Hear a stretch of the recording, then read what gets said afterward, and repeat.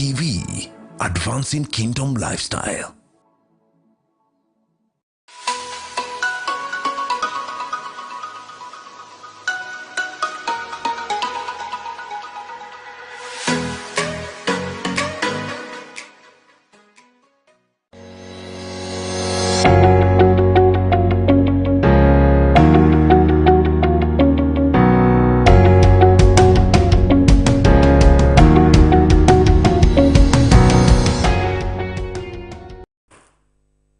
Good morning. Apologies, we've started late, but here we are on the Morning Digest show where we discuss leadership matters. Thank you for tuning in and joining in. We started this conversation that we are having today last week on the seasons of a leader. And today we pick up the same conversation and continue. So I want to encourage you to participate in the conversation by joining the conversation through your text messages. Let us hear from you. Give us your comments, give us your feedback, and feel free to ask any question relevant to what we are discussing about today. And we'll be happy to look at those comments, feedback, questions, and hopefully respond to the questions asked. And so once again we have our guest, Pastor Richard Chogo, coming from us from Deliverance Church Umoja, and who was with us last week, and we continue with the conversation that we began then. And so welcome, Rev. Thank you. Yeah, it's good to have you back. I'm glad to be here too. Yes. Now, we had a wonderful conversation.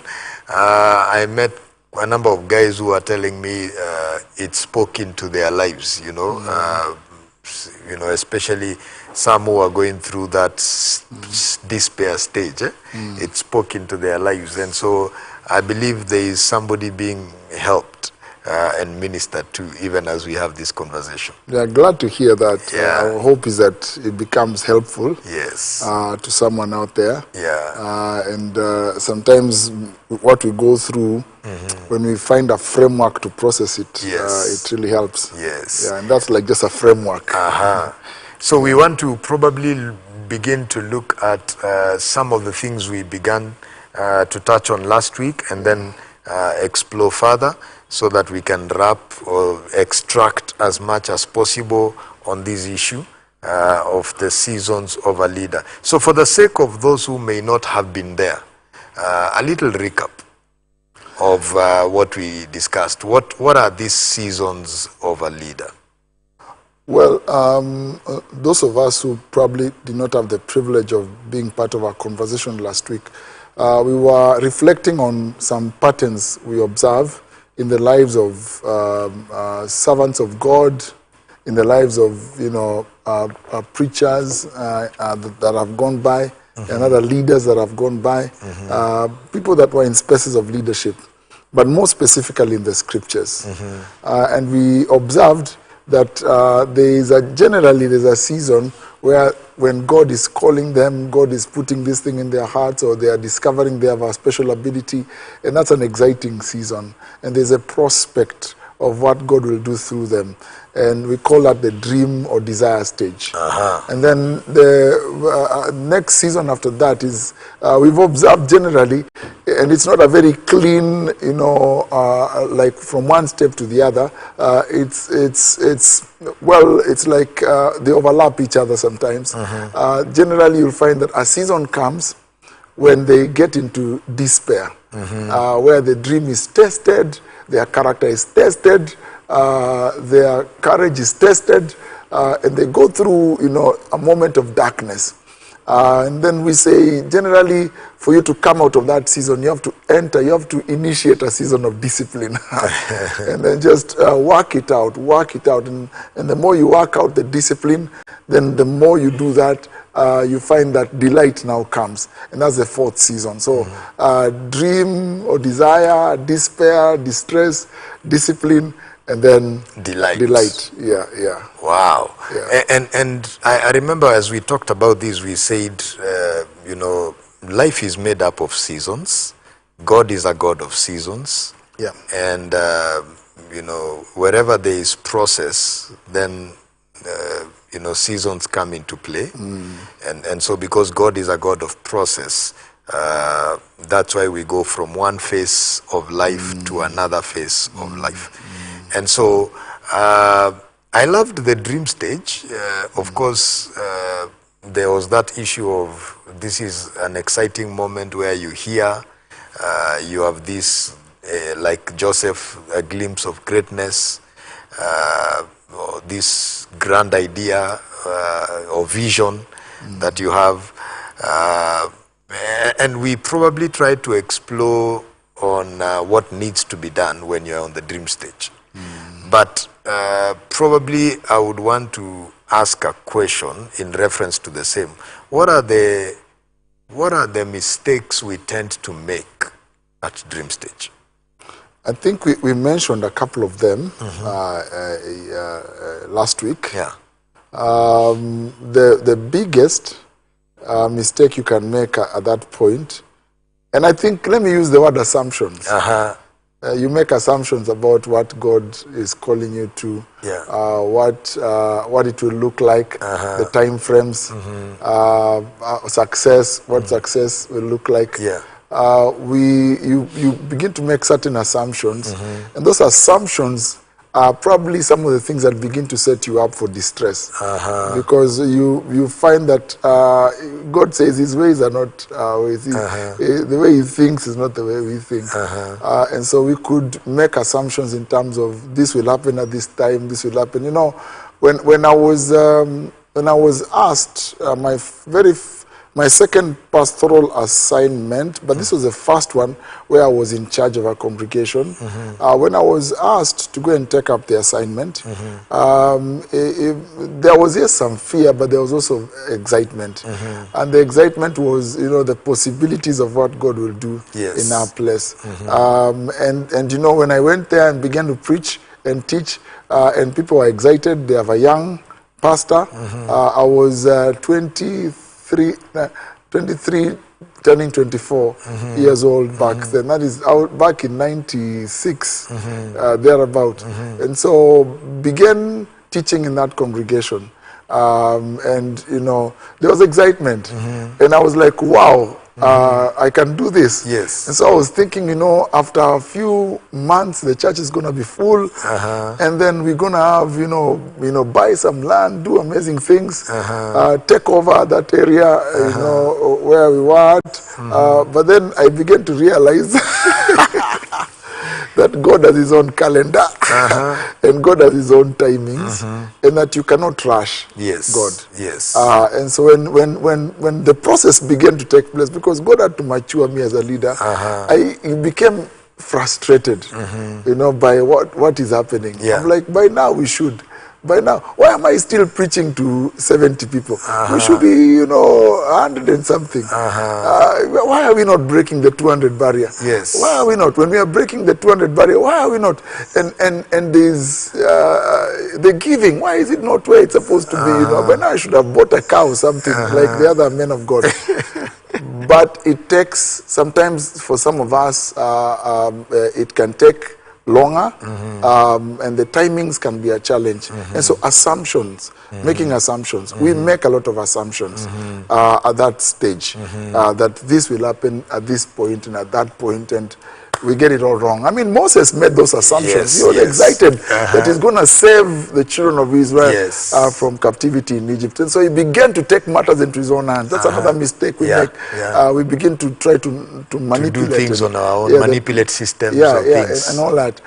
In the favor of the dream, which God probably has given us and has shown us. And for sure, God had in some way shown Moses. I don't know how. Scripture doesn't record that.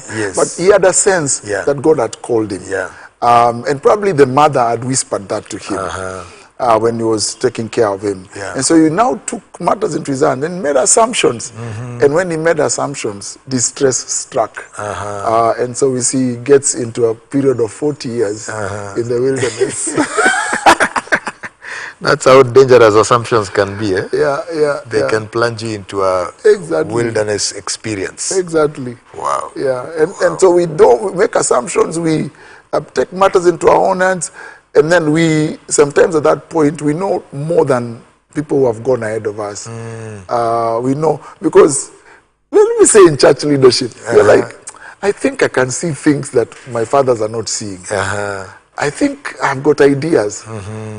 So, you know, there's a day I went to Bishop's office, my spiritual father, Bishop JB, and I'd read some books on cell groups and all this. And I'd read a certain very interesting book on cell groups. I think it was called G12 or something like that. You know, Cesar Castellanos' book. I think it's Cesar Castellanos.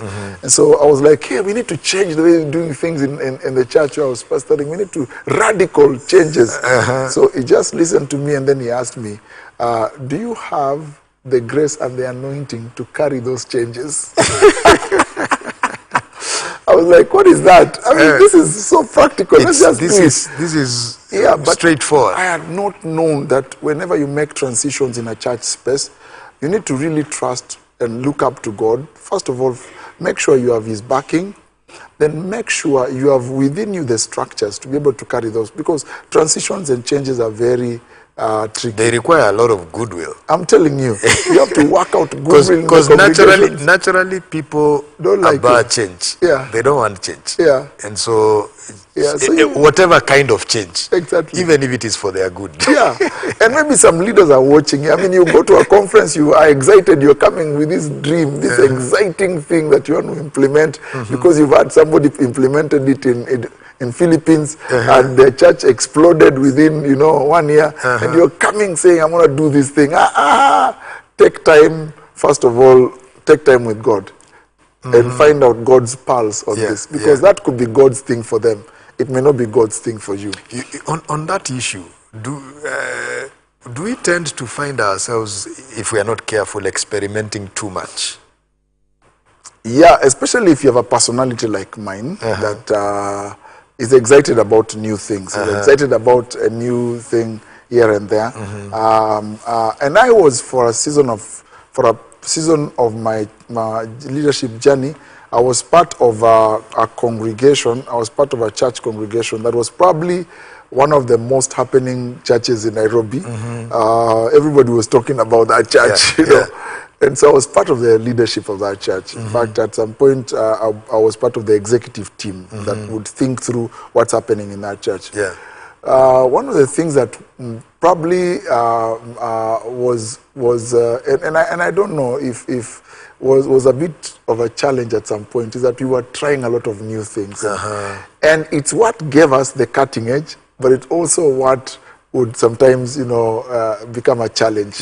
So we read a book we want to implement. We read a book we want to implement. So whenever we would have a gathering for the church staff, the pastoral team, they'll be like, now, which book have these guys read? And what idea are they coming with now?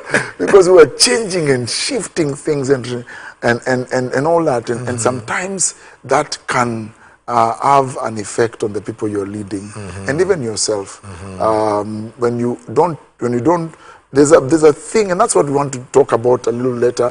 There's a thing about picking something and working on it and working on it until God says move to the next thing.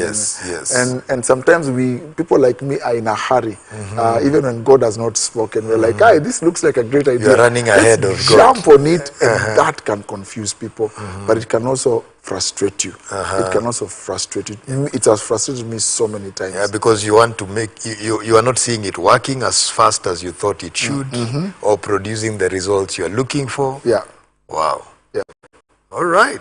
So, I mean, we've talked about some of the mistakes you can make, or just continue to dig in on some of the mistakes you can make in the dream stage.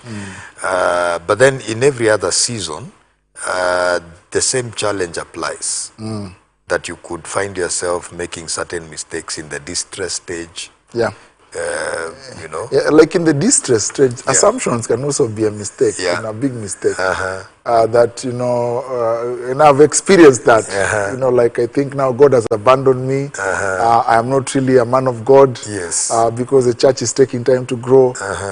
And there's no, you know, I didn't hear right. You know, all that stuff. You begin to compare yourself with others. And you begin to, that distress stage is where people really begin to compare themselves with that. This Reverend Albert, you know, just began a church the other day. Now he's driving, you know, Subaru, like the one for policemen. What is going on? And me, people have refused to give offering in my church to get to that place. But processes are different, and you know, you begin to compare yourself. You begin to compare yourself, like, you know, and that can be very dangerous. And you make assumptions, and those assumptions can really, you know, destroy you. And they have destroyed many men of God. And especially the assumption that probably God did not tell me. Probably God is not with me. Probably God's hand is not upon me. And then you begin to even doubt, you know, the thing with God. And it leads you to a place where you begin to have, and there's a place with God where your relationship with Him is really dependent on how you view Him. If you view Him, it really informs your faith. Yeah. If you view Him as being unjust to you, and that's the place where Job's wife was pushing, in Job chapter 2, was pushing Job, say, curse God and die. Yeah. It's like God has dealt unfairly with you. And then chapter 1 says he never accused God of wrongdoing. At the end of chapter 1. Yes. He never. And sometimes you can make assumptions. God, you are unfair. You are unfair, oh God. How can you allow me to go through this? How can you allow me to? What have I not done? Okay, haven't you heard my prayers and seen my sacrifices? Yet God is working out something totally different, and you may be totally mistaken. So it's important to be cautious of some of those things. All right. Yeah. The delight stage, I'm imagining the assumption could be, I have arrived. Yeah. And you're like David now. You no longer want to go to battles. You want to sit at home. In fact, even your people can tell you, why should you even come to fight, O king? I will take care of this. This is not your job anymore. Now you enjoy your throne. And that's when you begin to see Bathsheba, and you begin to do all these things. There's a question that, once again, let me refer to Bishop JB, was asking us in a couples gathering. He was saying, can your marriage handle that place of blessing, that place of things are working? Because he says some marriages may actually survive, distress. Yeah. But then they get to the place of blessing, the place of increase. That's where they begin to fight and and all that. So sometimes at that place we make assumptions, we become lazy. We become lazy because the disciplines we should be building at the place of discipline. Yeah. We should never abandon them. We tend to think now we have outgrown them. Yeah. We've arrived. Why should I fast? And my church is at this. Let me leave those younger pastors who are struggling to get to this place to, to fast. Now I can just go and have massage at Serena Hotel and now connect to people at another level and not go to Prayer Mountain. Why should I go to Prayer Mountain? Yeah. Wow. Yeah. All right. So this that's why I wanted to see just what are some of those dangers that come with each season that we go through. So we want to take it a notch higher and dig deeper on the question of the seasons of a leader. So we left it last time at the place where we said these seasons don't. It's not a linear. It's sort of. It keeps, you can find yourself in any space different times. Yeah. You can go back and forth. Yeah. And God could be dealing with you in different spaces as a leader, and you're having different seasons in different spaces as a leader. And you could be setting up a project here, and in that project you're at the dream stage, but there's something you want to plant a church. You've begun a department, and that department is at and you as a leader, because you're invested in all these spaces. Yeah. So when you're here, you are excited. When you're here, you're like, oh God, what's going on here? This is despair. When you're here, you're just continuing to grind the discipline. And in another place, you're enjoying great success. So you're in a place of delight. And so these things could be happening in different areas in our leadership spread. But sometimes, generally, you find yourself, generally you're in this season, generally you're in this season, and then you come out of it, then you find yourself again coming back to that season, and you can be crisscrossing these seasons. Yeah, but just to be aware, and you know what you need to do in these different seasons. Yeah. How do you deal with that state where you find yourself in different seasons, in different spaces? You are one person in these different spaces, in different things, and in different seasons. How do you handle yourself? I think that's why you begin to appreciate the wisdom of God taking a break on the 7th day. I mean, he's handling multiple things, and he is God. Yeah. He is God Almighty. Nothing is too difficult for him. But he says, on the 7th day, pause. It's a time to reflect. It's a time to refocus. It's a time to rest, reflect, and refocus. One of the mistakes that many of us make, and I found myself making this mistake so many times, is just to be on the drive. You're pushed by adrenaline, and you don't take time to pause, to step out of the situation and evaluate the situation. One of the most powerful tools that you find in any leadership journey is a tool of reflection, because it helps you to have perspective of what you're going through. So rest and reflection helps you now to refocus.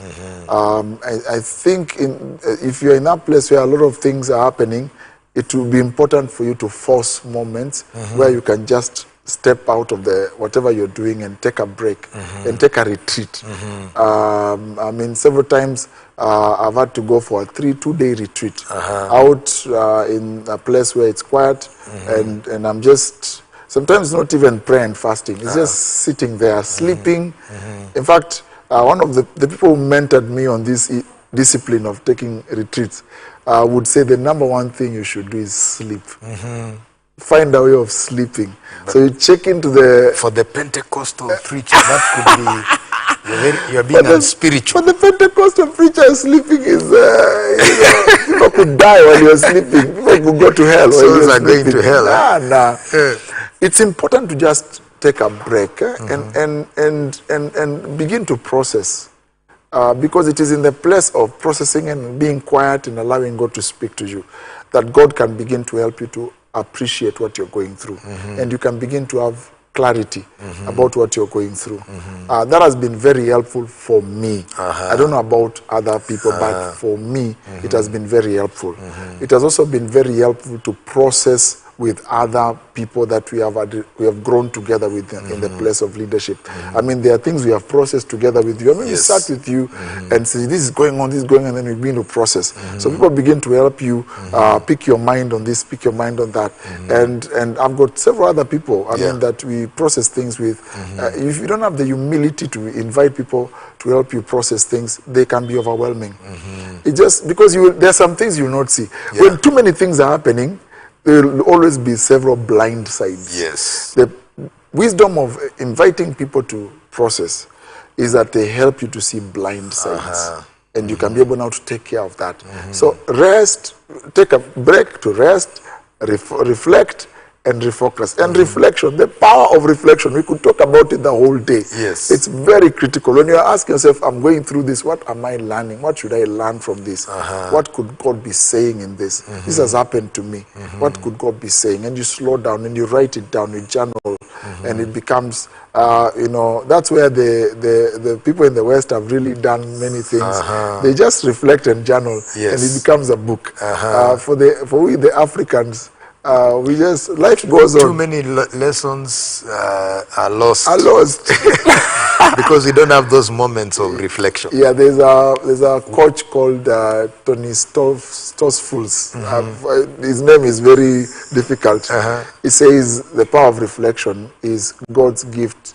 It's God's gift to us to help us harness the wisdom that is in the experiences we go through. Harness. I like that. Harness the wisdom from your experiences. Yes, yes. There is wisdom that comes with what you've gone through. There is always wisdom in any experience. Failure, defeat, rejection, good times, bad times. There is always some wisdom in whatever experience you go through. So the experience should not be wasted. You extract the wisdom in it. Exactly. Exactly. That's the wisdom in it, yeah. Awesome. We are, we continue with this conversation. We are talking about the seasons of a leader and some powerful truths as we, continue with this conversation, that it is important to rest, it's important to reflect, and it's important to refocus. Those three things are very critical to re-energize one as a leader. As you go through these different seasons in life. So we welcome your feedback. Let me read one or two. Wilbur Wanyonyi, thank you for watching, listening to part 2 of the seasons of a leader. Great conversation, men of God. Mercy Nguti saying, loving the insights. A lot of things are making sense now. Thank you so much for your feedback. We want to encourage you to share your feedback, share your thoughts, share your comments, and ask questions that you would have concerning what we are discussing. And, amazing how simple things that we know can become very elusive to us, like rest, just rest. How it can become very elusive, yet it has very powerful effect. So we want to continue with this conversation. We will take a short break and then get back to get deeper into the conversation. So stay tuned. Welcome your friends and family to join the second part of this conversation. Thank you.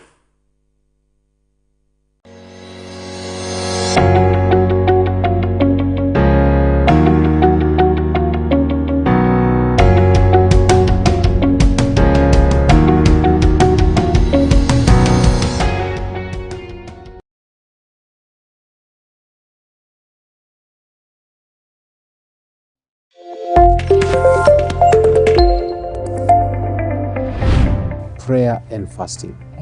Why so? The journey or the pathway by which God established to assert his will on earth Yes. is not, first of all, through preaching. Yeah.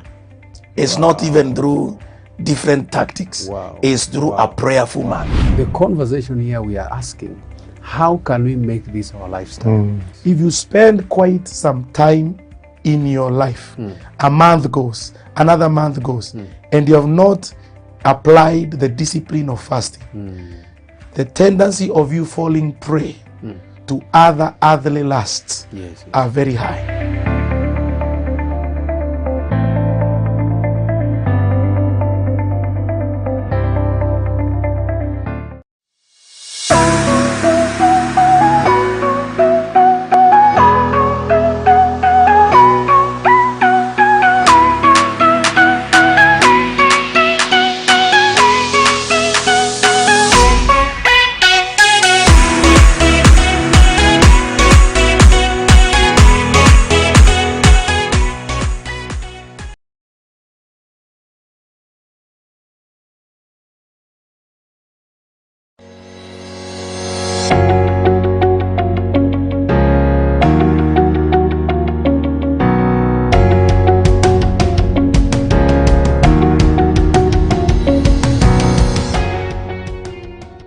Welcome back.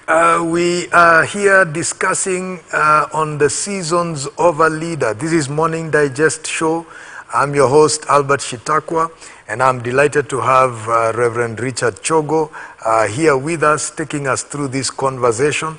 And I trust that you are learning something as we continue on this conversation. We have said, as we just revisited and continue to expound more on the seasons of a leader, where we've talked about the dream season, the despair, distress season, the discipline season, and the delight season.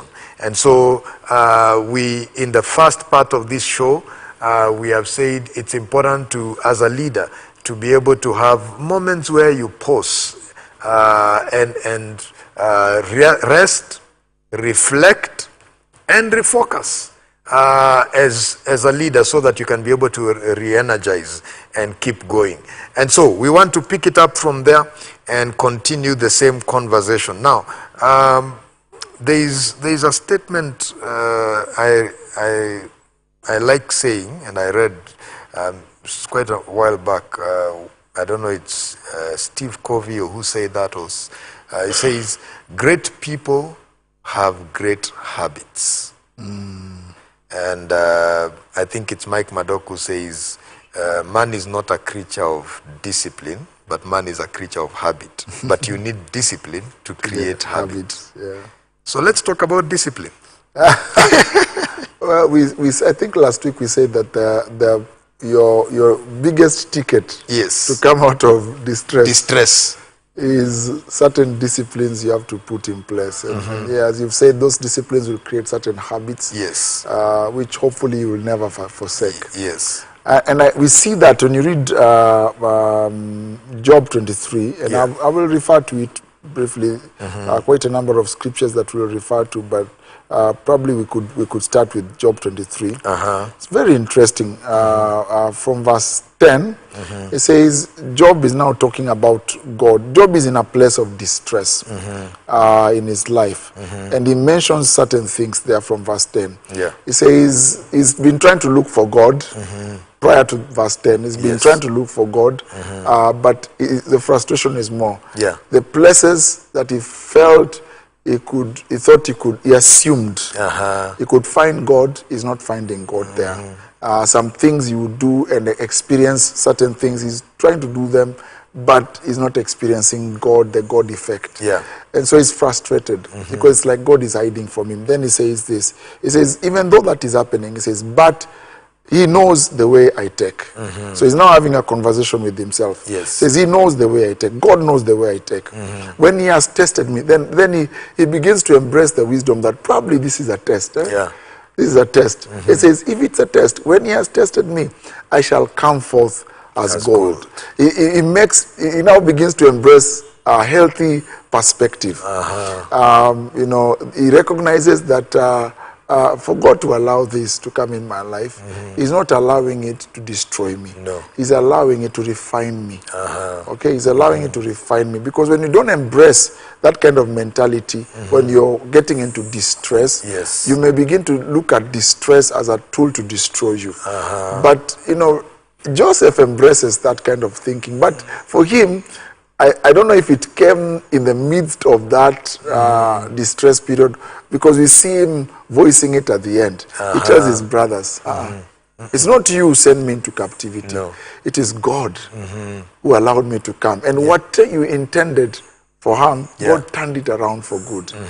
And so he embraces that wisdom. But Job embraces it quite early. He says, I shall come forth as gold. He actually was in the trial as he comes out with this perspective. He was in that trial. And he begins to voice it in chapter 2. I think it's verse 10, 11, I can't remember. He says, shall we only accept what is good from God and not what is difficult? When he's responding to his wife, says, you foolish woman, shall we only accept what is good and what is difficult from the hand of God? And that's where the faith movement, the hyper faith movement sometimes sets us up for disappointment with God. When we begin making declarations, because I'm to some extent part of the faith movement, where we make declarations that you will never, from this day, you will never, and all that stuff. And sometimes we even back it up with prophetic utterances that, God has said from this day until you will never, you shall live, whatever. And it's good to make those declarations. And make those confessions. There's a place for that. But then when we make them, we need to be aware that sometimes God wants to process us. And for some reason, God doesn't check you in a 5-star hotel to process you. He kind of just, I don't know why he does that. I mean, I think God will help us appreciate. he throws us into these dark spaces, difficult spaces, and it's the wisdom of even the eagle, when the eagle is teaching and training the little ones to fly. He first of all messes up the nest, and then allows the thorns and the to prickle the young eaglets, and then now they have to come out of that nest, and it's on a high cliff, so they have to jump out, and they jump out, they are falling down, so they have to really struggle to get that. So they may think the mother is unfair, but the mother is not really unfair. The mother is training them to the discipline of flying, because this is the discipline that will take them to heights for the rest of their lives. If they don't catch this, they're not going to go to certain levels. And God, in his own wisdom, he has inbuilt it in nature. Growth comes with frustration. I mean, even human growth comes with some measure of frustration. You have had children. You used to, when they were one and a half, and they're trying to walk, they're falling down, they are crying, they are struggling. But if they did not work with that frustration, it will not build their muscles, and so now they are able to walk. Okay, and you have to watch as a parent. You have to watch them, struggle with that, get frustrated as they learn to do certain things, especially when it comes to their own movements and all that. They had to go through that, and I think it's important for us to recognize that, and that's the wisdom we see when we begin to read the story of Job. And so he makes, when he has embraced that, he makes certain decisions. He says, verse 11, my foot has held fast to his steps. There are some things God had shown Job before he got into this distress period. He says, I'm going back to those things. There are some steps that I must continue walking in those. So if it is praying, I will continue to pray. Even if I may not pray as much as I prayed before, but I will not abandon prayer. I will continue doing certain things. I will continue walking in holiness. At some point, he says, I've made a covenant with my eyes. I will not look at a damsel, lustfully. He says, I'm going to continue with these disciplines. He says, my foot has held to his steps. Okay, there are places where we have walked with God. I'm still going to continue walking in those places. Okay, I have kept his way and not turned aside. Discipline. I have not departed from the commandment of his lips. I have treasured the words of his mouth more than my necessary food. And he says, he is unique. Who can make him change? He says, I have no control at what he will do out there. He is sovereign. And that, I will not even begin to focus on that. I don't have control. Okay? Whatever his soul desires, that he does. Okay? For he performs what is appointed for me, and many such things are with me. And he says, this is not easy for me. Therefore, I am terrified at his presence. When I consider this, I'm afraid. Okay, so it's important for the Job there really gives us the template, okay, for surviving this discipline period. It's first of all, you have to embrace a certain attitude, recognize that this distress, even if it's a factor of your mistake, even if it's a factor of your mistake, you've made some mistakes and trouble has come. God has allowed that trouble for your good. You have to embrace that. And then begin to now work the grind. Begin to do the thing. Keep to his steps. Remain consistent in certain spaces with God. And that's what will help you come out of that. It will have what we call the flywheel effect. When you continue, we'll talk about that a little more. That's my thinking, basic thinking from the story of Job. So maintain certain disciplines, because the temptation is to either withdraw because you don't feel like your feelings or emotions come into play, and those are the moments you don't feel like praying, for example. You don't feel like reading the word, you don't feel like applying certain disciplines, because of what you are dealing with, the season you are dealing with, whether it's distress or even delight. You feel like relaxing now, and some disciplines now get out of the way. So Job is saying, especially in distress, I'm going to stay close, follow, in his steps closely, and the word and all these other disciplines that he had cultivated. So maybe you should mention then, I know we've already mentioned, But I think in terms of bringing it out to the leader, what are certain disciplines that must be cultivated in our lives in that season? What are certain disciplines that can help you as a leader? Wow, that's quite broad. Eh? it just throws in a lot of stuff in there. I think for let me first of all talk for the Christian leader. Yeah. For the Christian leader, there are disciplines that are connected to character. Disciplines that are connected to character. There are three components of the life of a leader. Let me talk about a spiritual leader. Yeah. There are three components, and these components we see them in the life of David. When I told you, earlier on that remembering scriptures where they are can be a challenge for me, but it's in the Bible. No, you remember the scriptures. You don't remember the numbers. I don't remember the numbers, but it says that he led them with skillful hands and integrity of heart. Yeah, Psalms 70. Yeah, one of those 70 something. 78, 72. Yeah.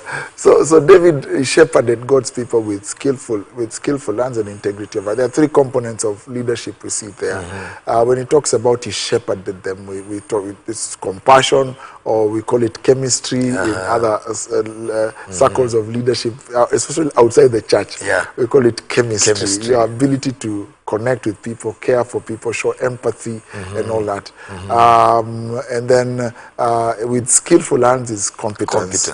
So it's very skillful whatever you're doing. Integrity of heart is character. So there are disciplines in all these three areas that you must maintain. Then the most important, the one that is like a glass ball, is a character disciplines. Yes. And that's what, again, going back to Job, that's what the wife was pushing Job to make a character mistake. Curse God and die. Because the moment you drop the character ball, I mean, it just makes things difficult. And that's the character thing is what Joseph was tested on first when Potiphar's wife.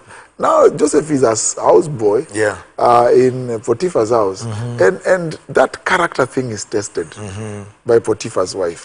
He says, "Come and sleep with me." I think it's Genesis 39, and Joseph says, I must maintain certain disciplines, and one of them is I cannot do this thing against God. Yes. There are certain things I will not touch. There are certain practices I will not engage in because I have a character discipline to put in place. And that can be very critical. And that's the most important. So what are some of the character things that you must, and it's for all of us, they're basics ones, but unique ones for different ones of us. That's not the place to allow for you to begin to compromise with sin when you're in the place of distress. And also, naturally, the place of distress will push you to the place of just being right with God. But then you forget it when you are like David, you forget it when you get to this other place. But there are some people, that's a place where they become very vulnerable and exposed. So if you're that kind of a person, watch out on your character discipline.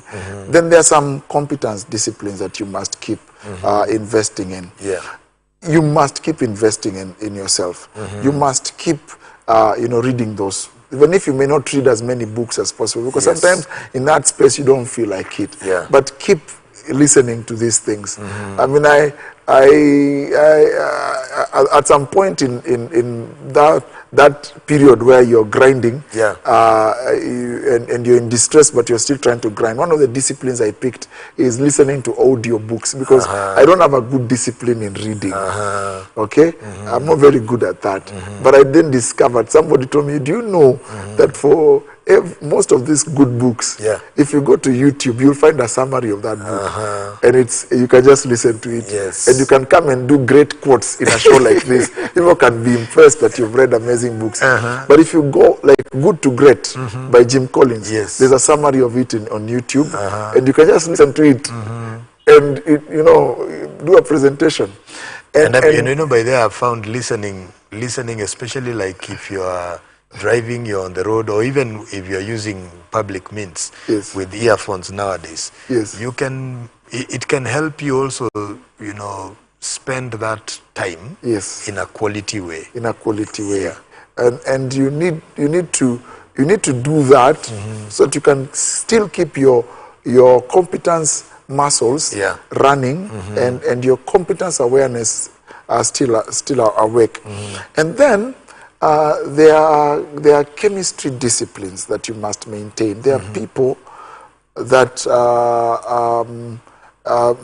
you must consciously allow them to be around your lives. I want to talk to leaders who have a personality of withdrawing and a personality of when they are in that difficult place, they become a tortoise. They get into the shell and they withdraw. It can be a very dangerous thing to do that. It's important to have several people you can reach out to and process your frustration with. And there are disciplines you must maintain in terms of certain people you meet with. Some of them may not have all the time for you, but if you put a demand on their time because they value your relationship, they will create time for you. And they can come and process with you things. And so some people are going through a difficult season, they are in this distress space and you have withdrawn. It can be very dangerous to withdraw. You need to, chemistry is about relationship with people. So you don't become isolated or a loner. Don't become isolated or alone. Even if you are a person, I recognize that people who they don't get their energy from people, from crowds, from crowds. But it is said by psychologists that even the most introverted of us can be able to sustain a healthy relationship with about up to 150 people in their lives. Even the most introverted of us, and they can have very deep relationships with people. My wife is an introverted person, but she has more quality relationships than I have. I'm an extroverted. But in her introvertedness, she has been able to invest in relationships and she keeps building them. So right now, she has a bigger bank of good relationships than I have. Me, I keep making new and I don't sustain them. I leave them by the way and I'm moving to new ones. And when people look at you, they would think it's the other way around. Eh? No, it's my wife who has more quality relationship. But so an introverted person can have those relationships which they keep going back to. And distress is, temptation is to withdraw. And even sometimes you tell yourself, people will not appreciate me because I'm going through a difficult time. And maybe they may feel I'm bothering them. But that may not be the case. There may be one or two may feel like that. And it's worth trying. I mean, if they think you're bothering them, so what? Move to the next person. And you will eventually find people who will be there for you. I mean, it's in those moments that you discover there are people that can stand with you and can sacrifice for you and can be there for you if you will seek them out. And some of them, they may not come out if you don't put requisition, if you don't requisition their relationship. It's like that story of the four friends who brought this paralytic guy to Christ. The Bible calls them friends. So I can imagine that this guy had invested in a relationship with these guys to the point they were willing to put their issues aside to focus on finding help for their friend. And maybe they were just saying, this guy has disturbed us for too long. We can't continue like this. This has to stop. This has to stop. Let's find some solution. Even if that's the thinking. By the way, there's a place you get in distress. You have to operate bila shame. Let me use the word. No shame. You're like, I'm not. If you are the kind of a person who, like me, I can get ashamed to ask certain things. But you get to a place where you're like, if I'm in distress, I'm in distress. I will knock on doors. I'll talk to people. And there are people who will go like, okay, you're bothering us too much. Like, the judge who said, this woman keeps bothering me. Let me sort her out. And Jesus talking about prayer. So these friends must have said, let's finish with this thing. And it paid off. It paid off. And I don't think after that, they were like, you have really bothered us. No, they were very rejoicing. And maybe the guy, just assuming, I mean, we are hypothetically discussing Yes. this point, and maybe the guy could be, I have tried everything, I have gone to every doctor, I've sought every kind of help, so, you know, what's the point? And so these guys probably pushed him and forced him that we must go here. Yeah. We must do this. Yeah.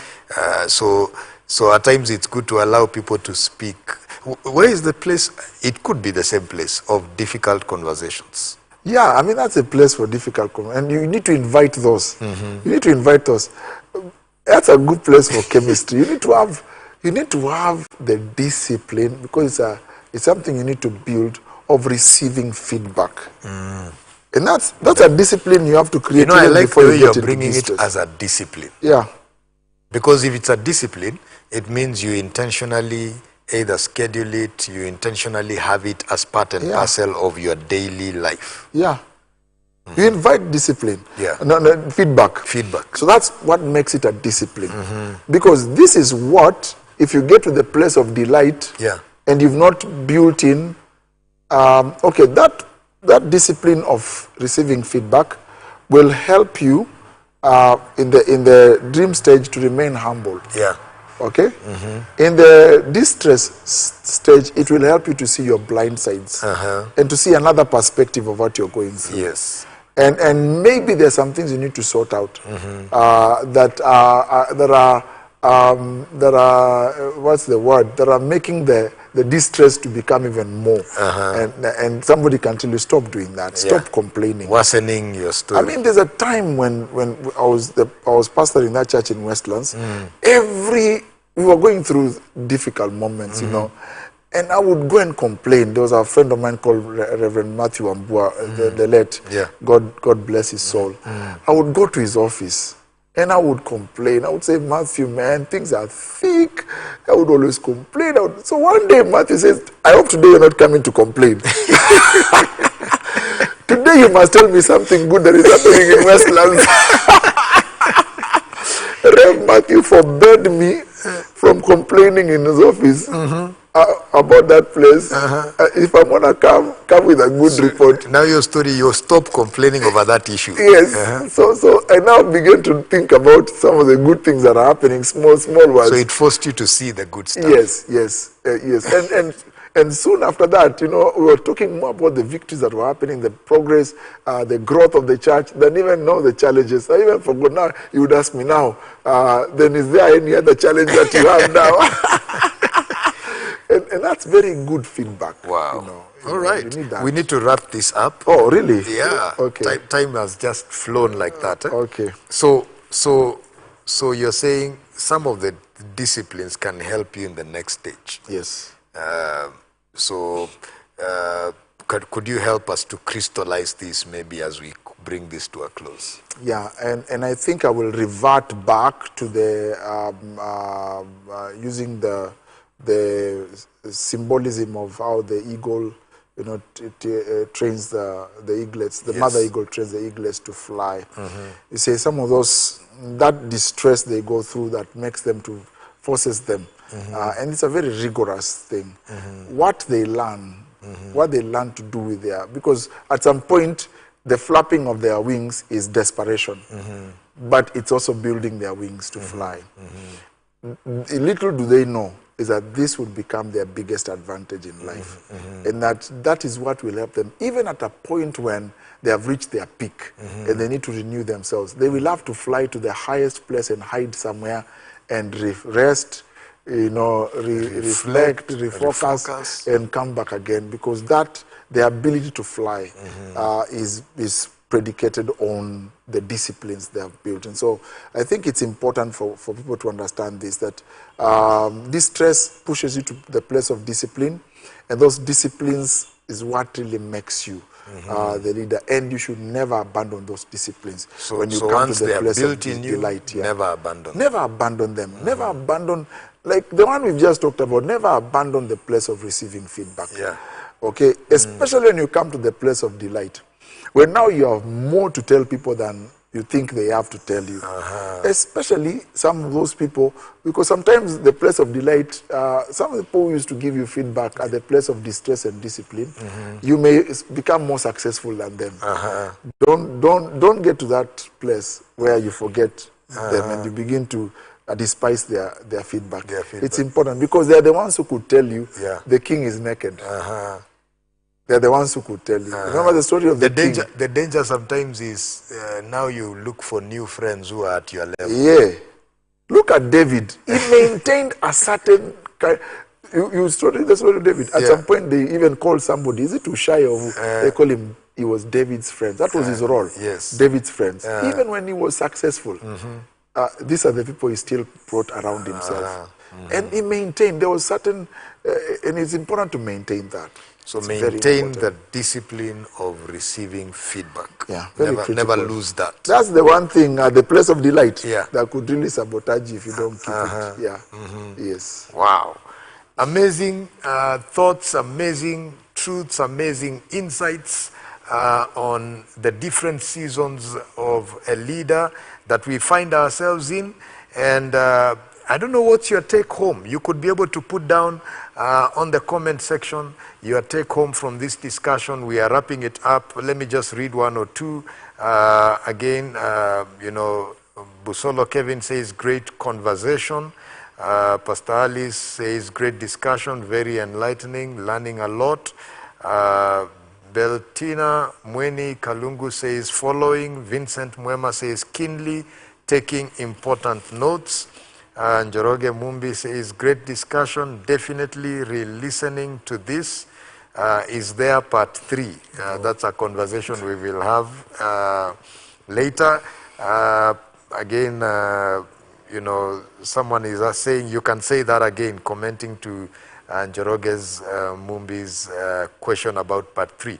Thank you so much for watching. Thank you for your feedback that you've given us as we continue in this conversation. This show is geared towards empowering leadership, helping leaders to become better leaders, servant leaders, kingdom leaders that can positively influence society for God. And so thank you for always staying tuned and being part of this particular journey.